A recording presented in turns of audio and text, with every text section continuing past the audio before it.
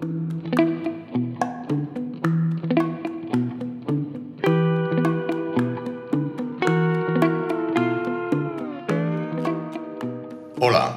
bienvenidos a la novena lección de este curso de infografía periodística del explicar al narrar.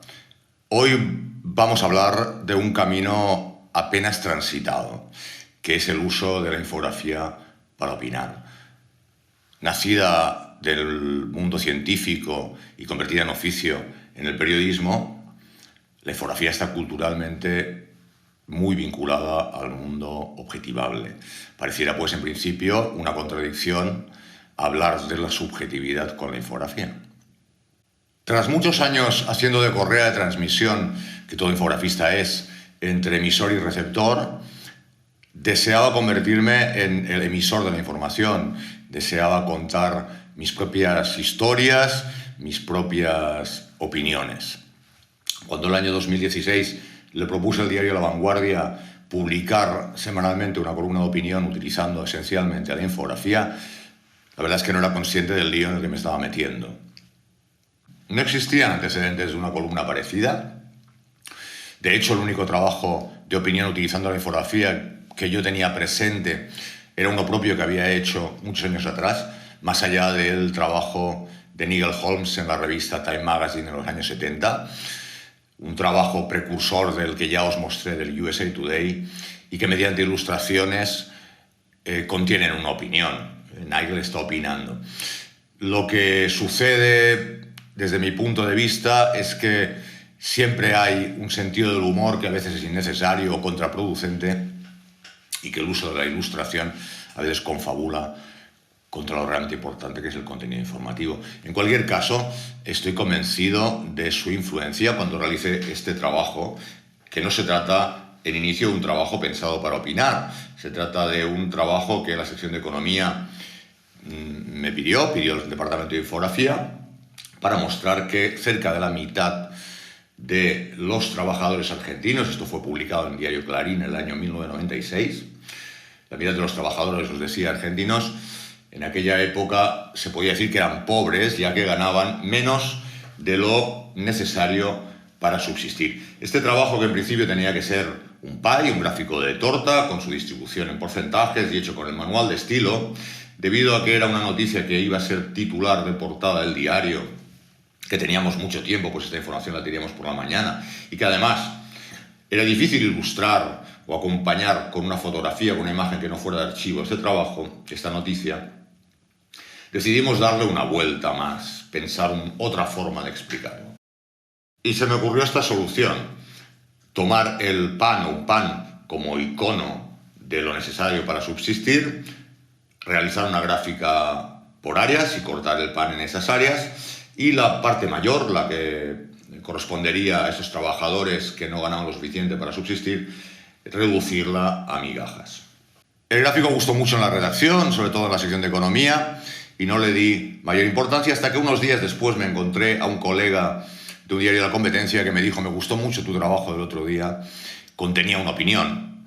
Y eso reconozco que me hizo entrar en una cierta crisis, pues tal como yo entendía y entiendo el periodismo, la opinión debe estar reservada para los espacios que así están indicados.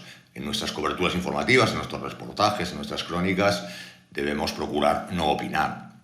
Así que no volví a repetir este ejercicio hasta que dispuse de mi propia columna de opinión en el diario La Vanguardia. España se había latinoamericanizado quizá en el peor de los sentidos y teníamos un elevado porcentaje de trabajadores que estaban ganando 1.000 euros. Esa es la porción de las migajas en esta barra de pan, en este caso una barra, pues el mismo formato me obligaba a utilizarla, que representa a los trabajadores españoles que ganaban pues muy poquito, ¿no? Este trabajo se publicó posteriormente en otros lugares, por ejemplo en la revista Courier Internacional el año 2013, incluso en el programa de mano de la ópera de Wuppertal en la temporada 2018-2019. Yo creo que en gran medida se debe a que se trata de una imagen fotográfica y que no tiene un estilo propio y mucho menos es chistoso. La dirección de La Vanguardia aceptó con entusiasmo la publicación de una columna como la que se les había propuesto, no sin cierta sorpresa por mi parte. Esta se publicaría el domingo, día de mayor circulación. Hay que ser conscientes de la importancia del contexto, y yo puse dos condiciones. Una, se mantendría el formato exactamente idéntico de cualquier otra columna de opinión escrita. Con esto intentaba huir de la etiqueta de humor gráfico que toda opinión expresada de forma visual tiene. La otra era que se publicaría en cualquier área del diario, menos en cultura, donde parece que cualquier extravagancia, cualquier osadía tiene cabida, y desde luego esta era una extravagancia.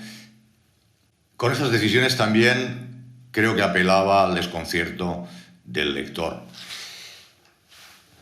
Este pequeño espacio vertical de La Vanguardia se convirtió para mí en una experimentación continua que me llevó al tipo de trabajo que realizo en la actualidad y del que os hablaré en la última lección del curso. Tras casi 7 años publicando la columna en La Vanguardia, llegué a la conclusión de que esencialmente las posibilidades de opinar con infografía se podían clasificar en 3 grandes grupos.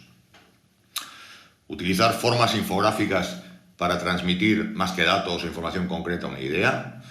Esto se acercaba mucho al humor gráfico, una manera que no me interesaba. Otra forma era utilizar información concreta y de forma similar al gráfico del pan que os he mostrado antes, hacer que la imagen o la forma de representar los datos sea la que opine. De este caso os muestro 2 ejemplos, uno con datos y otro muy cercano a la ilustración científica. El ejemplo con datos es una columna de opinión que nos habla de qué sucede en una ciudad como Barcelona sometida a una cantidad de turismo masivo. He representado los turistas con puntitos blancos, cada uno son 10.000 turistas que nos han visitado en los últimos años, y estos puntos están situados sobre las palabras que forman la ciudad. Veamos lo que sucede con una pequeña animación que he hecho para el curso y que creo que explica muy bien de qué va la columna.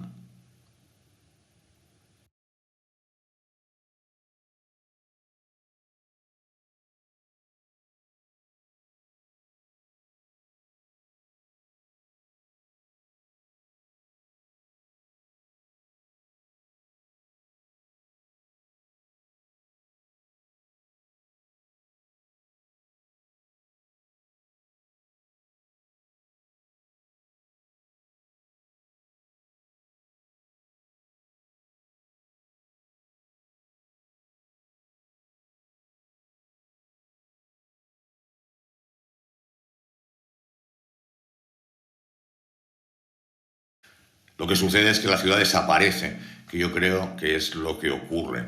Los negocios pierden su identidad, la ciudad pierde su personalidad y uno ya no se reconoce en ella.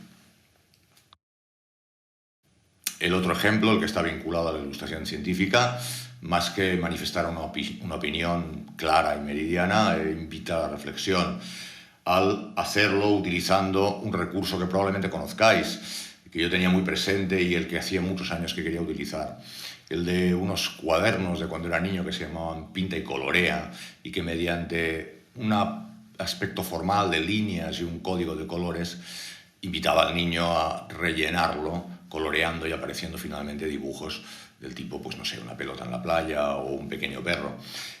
Este es el mismo código que está utilizado para hacer esta columna de opinión y que de hecho se titula así, Pinta y Colorea.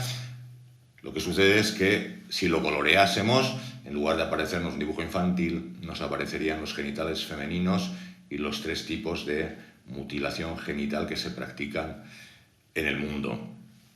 Creo que esta forma de presentarlo inocente, infantil, con un tema tan dramático, es el que de alguna manera nos invita a la reflexión. No es que pretenda que los lectores lo coloreen, pero si lo hicieran, podrían efectivamente ver el resultado de estas mutilaciones. Es un trabajo en el que está hecho rigurosamente en cuanto a lo que se refiere a su aspecto informativo. Finalmente, otra forma es crear el contenido informativo, igual que haría cualquier otro articulista, solamente que en lugar de utilizar únicamente la palabra, en mi caso utilizaría esa combinación de palabra e imágenes. Os dejo como ejemplo este trabajo que estáis viendo, publicado en La Nación de la Argentina, una adaptación en vídeo que hice para espacios expositivos.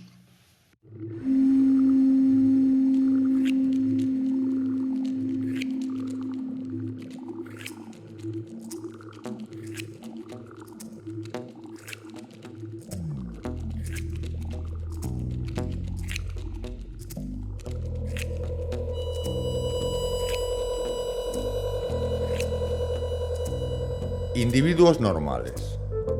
Son la mayoría y orbitan alrededor de un centro de pensamiento común que se conoce como norma. Orbitan más cerca o más lejos dependiendo del acatamiento que hacen de la norma.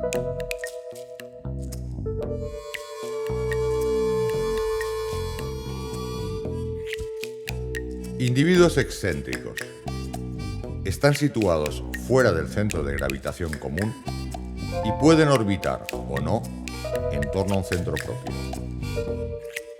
Existen excéntricos en grupo que giran en torno a una norma común diferente al de la mayoría de normales. Ejemplos: sectas religiosas o grupos terroristas. ¿Cómo pueden desplazar la norma los excéntricos? Excéntrico orbital. Si un excéntrico consigue atraer el interés de un número elevado de normales, la órbita de estos se deforma hacia él, creando una inercia que suma más subjetividades, hasta establecer contacto con la órbita del excéntrico. En el polo opuesto, la órbita se achata, lo que provoca fricción e irritabilidad entre los normales reacios al desplazamiento. Según la fuerza de tracción del excéntrico, puede llegar a desplazar la norma común, modificando así la normalidad. Ejemplos: la mayoría de excéntricos: David Lynch, Salvador Dalí, Friedrich Nietzsche o Ferran Adrià. Se han dado casos de excéntricos tan poderosos que han desplazado el centro común hasta el suyo propio, de manera que han convertido su excentricidad en normalidad. Ejemplos: The Beatles, Albert Einstein o Bill Gates.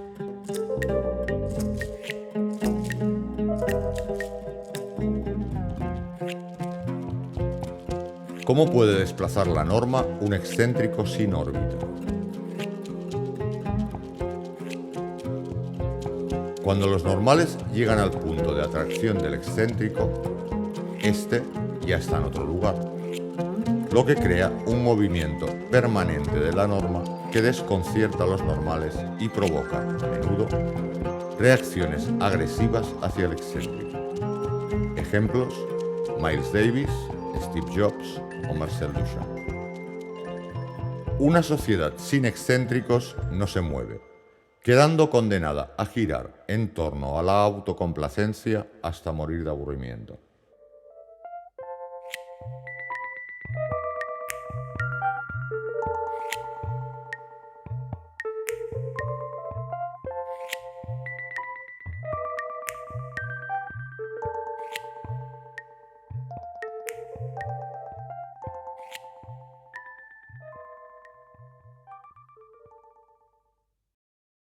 Bueno, pues hasta aquí esta lección donde os he hablado de la opinión mediante el uso de infografía. En la próxima lección hablaremos del moderno fenómeno del Big Data y de cuál creo que debe ser el rol del periodista.